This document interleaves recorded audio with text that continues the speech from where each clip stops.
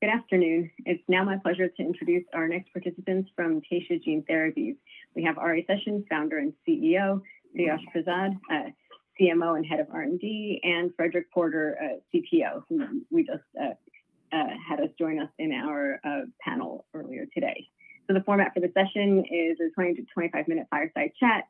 And if you have any questions during the session, feel free to type them into the question box and we'll try to ask them on your behalf.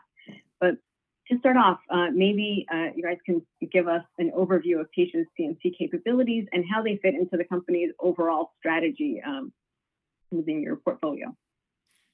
So Gula, maybe I'll just start and then I'll turn it over to the experts, Fred and Suyash on our translational side. But thank you guys for having us today. I think, how we think about manufacturing is really a strategic capability to the organization. This was kind of embedded into the company when we started and closed the seed round. The intent was always to develop internal capabilities, but at the same time to be able to strategically use CDMO partners, particularly ones that we had a deep amount of history with and kind of a like-minded attitude around manufacturing, and to kind of use this three-pronged approach as a way to be able to move multiple programs forward simultaneously. And last year we were successful in doing that, and Fred could go into that in greater detail. But really, I think one of the key hiccups in gene therapy over the last, call it 2-3 years, has been manufacturing and quality, process characterization, and the things that fall a part of that. And I think fortunate for us, we've built out one of the best, if not the best, teams in gene therapy manufacturing, both embedded not only in the operational side of it, but also the science side. And I think we straddle that fence really, really nicely and kind of go back and forth depending on where a program is, but also what we're trying to get out of that particular program at that particular time. So I'll stop there, but hopefully that gives you a little bit of an overview of how we think about manufacturing. Yeah, you want to go ahead and chime in. So thanks, RA. Thanks, Gula. Yeah, as a young company, you can imagine we had to do multiple things at the same time, right? So really where we began in our manufacturing strategy is in our partnership with University of Texas Southwestern Medical Center. They were able to provide us that early support for early vector manufacturing as we started to grow the company, and they supported a lot of our non-clinical work. But we quickly moved, as I mentioned, on two fronts. One is establishing partnerships with leading CDMOs to make, scalable, commercial-ready clinical lots for our early wave of programs, and we did that successfully over the last 18 months in collaborations with Catalent and Viralgen. And then at the same time, really establish our own internal capability, building our own GMP facility in Durham, North Carolina, and development in R&D labs, both in San Francisco under Suyash's group, and then in North Carolina, adjacent to our facility, to bring up that analytical and process know-how. And so that's what we've been executing on over the last 18 months, really starting with UT Southwestern with the final vision of bringing our GMP commercial facility online end of 2023. Great. And so maybe expanding on that a little bit, if there's any additional elements that you think set your manufacturing capabilities apart from others in the space, obviously these are all topics that are of interest to a number of companies. Yeah, sure. I'm happy to kind of expound on that a little bit.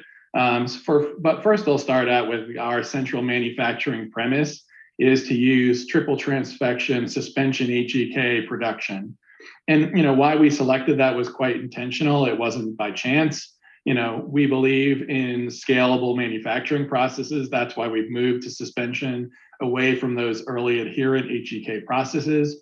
But we really like, the quality and safety profile of product that comes out of a triple transfection HEK mammalian cell culture process. There have been a number of notable papers in the field about differences in product profile when you move to different expression platforms, and that's something we wanted to avoid.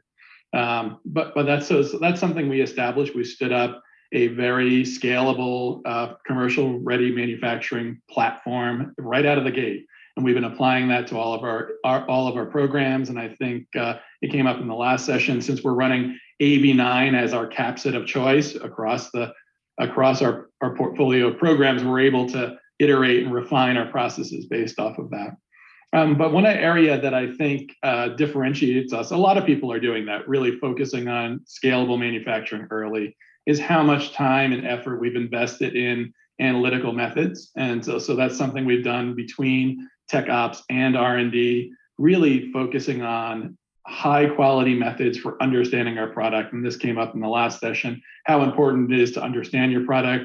And that really begins with your release panel, but also extends to more innovative methods. Our potency assay work that really was established under Suyash's leadership, building great potency assays right out of the gate, because we know those are conversations the agency wants us to have, but also looking at advanced methods to look at empty to full particles and molecular characterization. And so that's in the form of next generation sequencing and higher order molecular methods, because those are the conversations that we're having with agencies about our program. So I think for a young company, we've invested earlier, we've leveraged those methods extensively in our conversations and our understanding of our products. And it really gives us confidence in what we're making for each program. But Suyash, I don't know if you want to comment on that a little bit, or RA.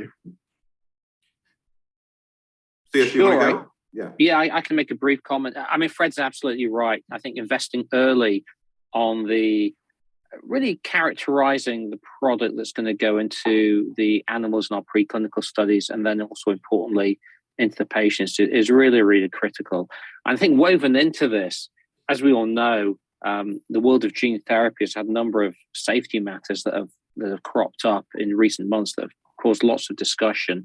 And I think part of what's not really been fully understood or fully explored is, to what degree do impurities in the product, or, a high empty capsid count, how does that contribute to the safety matters that are being seen? And increasing that discussion is happening. And I think it was really important for us as a young company, as Fred says, to spend a lot of time in parallel to moving the CMC at a larger scale forward, also just really honing our analytical capabilities and understanding exactly what's being put into animals and into patients. And I have to say, just in our extensive regulatory interactions across our programs, this has gone down very nicely with the regulators.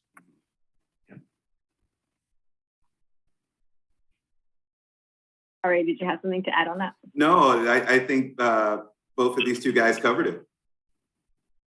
Mm-hmm. Maybe expanding on this topic a little bit, as you mentioned, manufacturing of gene therapy, there's been an increased interest in the FDA, particularly in relation to the gene therapy studies, gene therapy safety. So can you expand a little bit on the purity, potency, and other quality attributes of your program? In particular, what parameters are regulators and you focused on to maximize safety? I know you talked about the full empty capsid, other things in terms of specifics that people should be aware of as being important. So I think, when we start to think about empty to full capsid ratio, our target is always more is always better, right? And full is always better. I think our target is 90% full.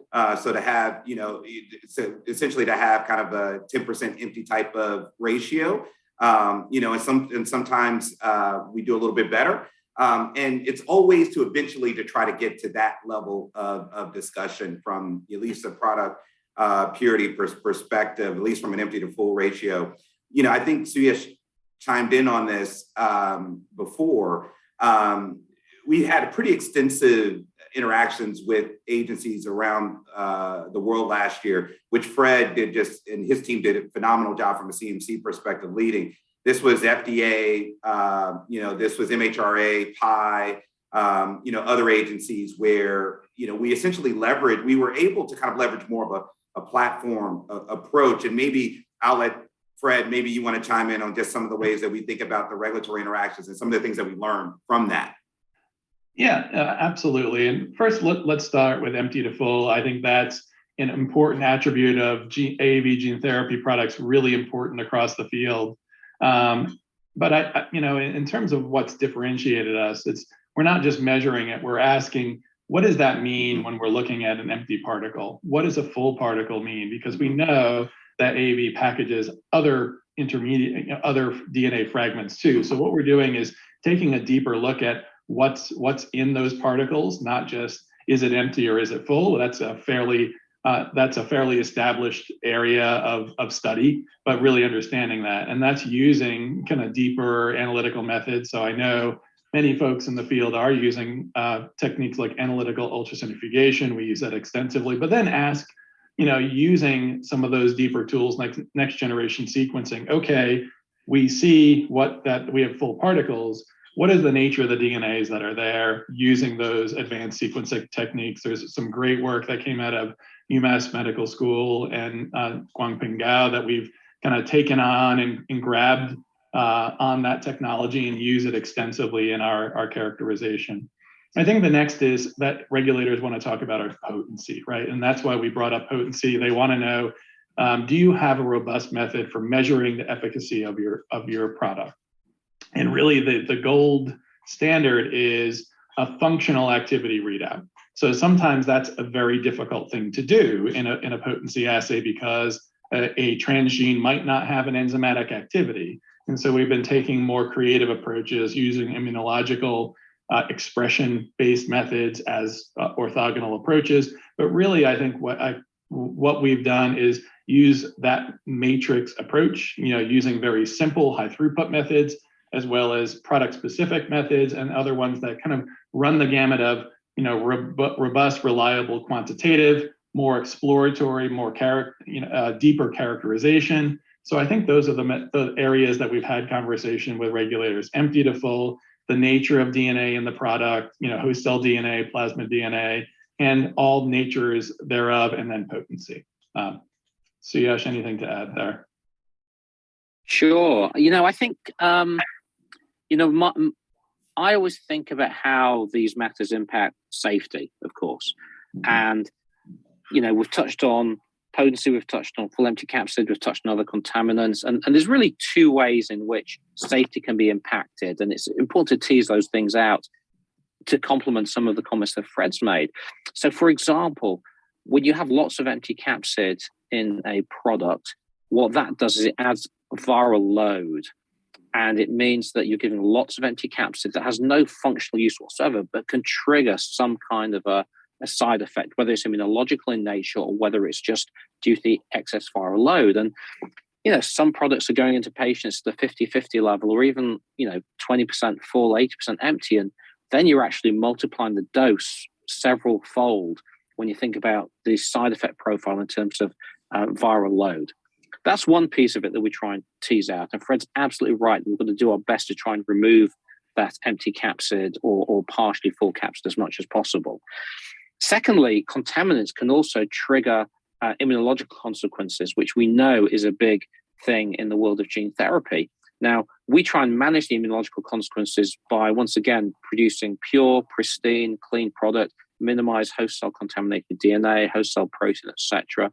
We also cover with our immunosuppressive regime, which is relatively extensive. It's a 6 month of oral prednisolone plus a year's worth of rapamycin or sirolimus. And that seems to have to dampen down any immunogenic reaction, whether it's due to contaminants or not. And we have a very, very nice safety profile in our GAN program that we've talked about at length in many different avenues.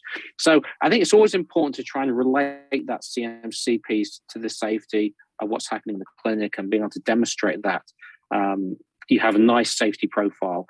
And I think, once again, just to re-emphasize the fact that I think it's underappreciated how much high quality, pure, pristine product, or the absence of that, can impact the safety profile. Got it. You guys touched on this a little bit, but in terms of the pipeline comprising AAV9 and intrathecal delivery, to what extent does that impact the kind of read across that you get across the pipeline with regard to your manufacturing analytics and process capabilities, et cetera? Yeah, Fred? Yeah, I mean, it reads through directly, I would say. So I think the great thing about having a portfolio of AAV9 gene therapies means we can learn from one program and apply it to the next. So not only in the way we design our manufacturing process, but also kind of collecting data. So by having a portfolio of numerous AAV9 candidates, we're learning things about product stability, for example. And when we have conversation with regulators, we're leveraging data across our platform or portfolio of programs, not just one at a time. And so we're looking collectively at multiple stability studies, for example, across our portfolio, and leveraging that data to inform our decisions about formulation and product presentation and shelf life, and also what are the stability indicating methods. So we're really doing that extensively. Another area of active discussion with regulators is delivery and device. You mentioned the intrathecal route of delivery, and we've done really extensive work around stability and product functionality within our delivery device. And we've really leveraged data across our portfolio, really looking at the parameters of our dosing, what's the product concentration, what's the volume being delivered, and ensuring it doesn't impact our products. But once we've learned that now for the handful of programs that are earliest, we intend to leverage that extensively, really shortening our timelines to get to clinic and de-risking those programs as well. And then getting those materials, securing those delivery materials. I think in the last session, we talked about supply chain being really a challenge for this field because we overlap with COVID-19 vaccine manufacturing needs extensively. And so being able to secure for our portfolio what we need is really critical. And I think I would just add that the regulators are very open to looking at the commonalities from program to program. It is actually increasingly the case that when we have a discussion with a regulator, we refer back to a previous program and say, look, we did compatibility testing with this piece of equipment, with this device to deliver the drug for program X earlier, and it's all AAV9, IT delivered HK293. So will you use that data to help inform this current IND filing? And in general, the regulators have been very open to allowing us to refer back to previous programs. And I think the other one thing the one comment I'd make about IT dosing specifically, once again, falling back on the safety side of things, is the fact that there's two things about IT delivery as opposed to systemic delivery that it's important to understand. First of all, you're giving much, much less drug because you dose on the total VG as opposed to a VG per kilo situation, because you're giving the drug into a very limited space, the cerebrospinal fluid space. So you're giving much less drug, so there's much less risk of a systemic adverse event. It's a high dose target to the brain and spinal cord, but a low dose in terms of systemic exposure. And the other thing is the fact that the intrathecal space is also somewhat immunoprivileged. So once again, there's a much lower risk of stimulating an immunological consequence. And it's another example of how we can use the commonalities from one program to the next. The immunosuppression regime we use is essentially the same from program to program. And once again, the regulators are very open to that. Great. So I just wanted to ask one practical question. Like a number of companies in the biotech space, you recently implemented some reprioritization measures to extend your cash runway. To what extent is manufacturing impacted by those changes, and how does that play into your strategy? Yeah, I think the way that you would have to think about it is manufacturing, again, as we initiated work on the company, was always a strategic capability, and we continue to think of it that way. We're continuing to build out the facility in North Carolina. What we tried to do was look for creative ways to finance that now that the capital markets aren't available to us. But it certainly is it certainly continues to be a top priority for the company. And obviously Fred and his team has just done a fantastic job, essentially getting us to a point to where we can find different trade-offs, where we could invest now versus defer, where we could do interesting financing strategies, equipment leasing, things like that, to maybe minimize cash output today, but continue to keep the program and project on track. So it's a really important question to ask, but continues to be a strategic priority to the company. Now, with that being said, we're focused on what I would say our clinical portfolio versus, both the clinical and R&D or research portfolio. So we won't be doing a lot of GMP runs this year because most of the GMP runs that are supporting the clinical programs were already initiated last year and completed last year. So Fred and his team did a fantastic job delivering on time. We are doing one extremely important commercial validation run, or essentially commercial grade material for our GAN program. This will either support the BLA or MAA or support the dosing of further patients, depending on where the regulators come down on. And that product will be released later this year in Q3. We're in the middle of that GMP run right now. We're using the same CDMO partner that manufactured the original clinical trial material. So the approach that we're taking with regulators in order to kind of simplify the argument around like for like material and the material used in the clinical trial and generated this phenomenal data. And basically to simplify that bridge is we're using the same cell line, same downstream purification, same CDMO partner. Only thing that we're doing is scaling it up to support commercial material. So for us, that was extremely important. So again, CMC is kind of at the center of all we do because it touches a little bit of everything that we do, and continues to remain a strategic priority for the company.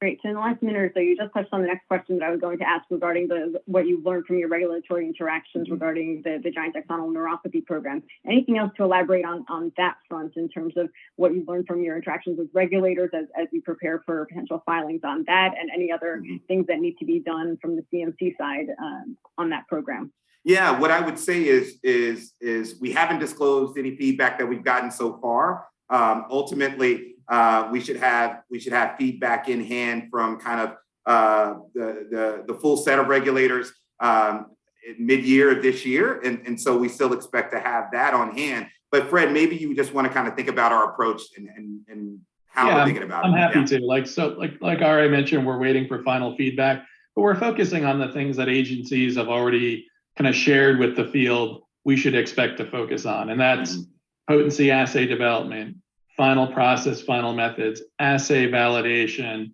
and making sure we have, that plans for that robust PPQ package ready to go. And so that's what we're focusing on is exactly that with this manufacturing run that's ongoing, is our final process, final methods, and those analytical methods being validated, and a lot of active work on our potency assay that we intend to use to release that product. So that's the data package that we want to put in front of regulators as soon as we can, and that's where the effort is. And I think back to the previous question you had, that's where we're focusing our efforts this year on the facility and that late stage interaction, because we know that's super important. And again, I think to Fred's point, that's ultimately going to inform the rest of the development of our portfolio. One of the good things is, again, I think both Fred and Suyash mentioned this, that platform really does read through to the rest of the portfolio. The fact that we're in pediatric CNS, the fact that we're in intrathecal delivery, HEC-293 suspension across the board, AAV9 across the board, really does allow us to leverage. Fantastic. So I see we're at the end of our time at this point, so I'd like to thank you again for your participation and for the fantastic discussion that we've had. Thank you. Thank you so much. Thanks, everybody. Yep. Bye-bye.